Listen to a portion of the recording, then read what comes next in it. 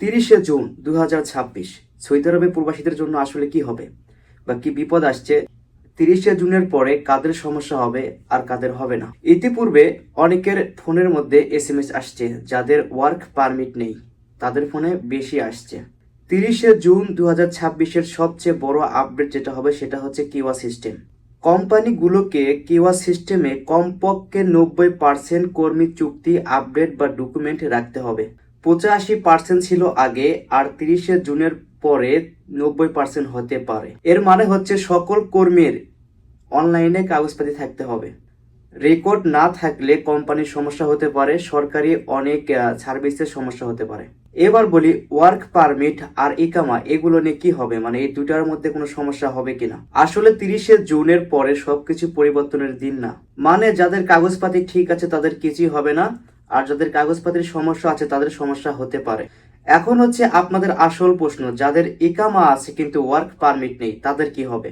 এখানে কিন্তু দুইটা কেস। যদি আপনার কোম্পানি ঠিকঠাক ভাবে কিওয়াতে রেজিস্টার করে বা নতুন করে সবকিছু ইস্যু করে বা সিস্টেম তৈরি করে, তাহলে কোনো সমস্যাই হবে না।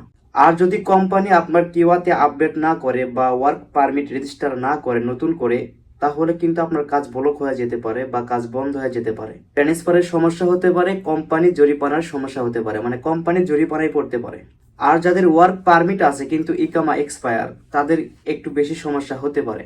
যদি আপনি কোম্পানির লোক হয়ে থাকেন আর যদি আপনার ইকামা এক্সপায়ার হয়ে থাকে, তাহলে সেটা কোম্পানি ড্রাইভার বহন করবে, এতে আপনার কোনো সমস্যা হওয়ার কথা নয়।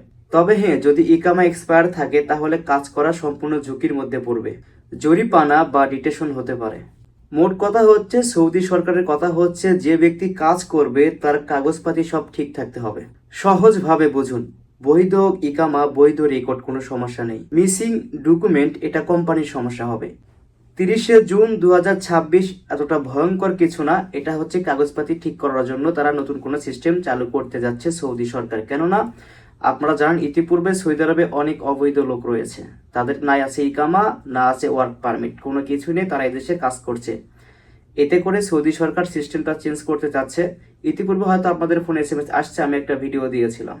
তো যাদের ইকামা এক্সপায়ার, ওয়ার্ক পারমিট নেই, বছরের পর বছর এভাবে পড়ে আছেন, তাদের জন্য এই সতর্কটা। যদি আপনার সিস্টেম থাকে কাগজ বানানোর, তাহলে অবশ্যই কাগজ বানিয়ে নিতে পারেন। আর যদি না থাকে তাহলে কি করার? আপনার বিরুদ্ধে সৌদি সরকার ব্যবস্থা নিতেও পারে।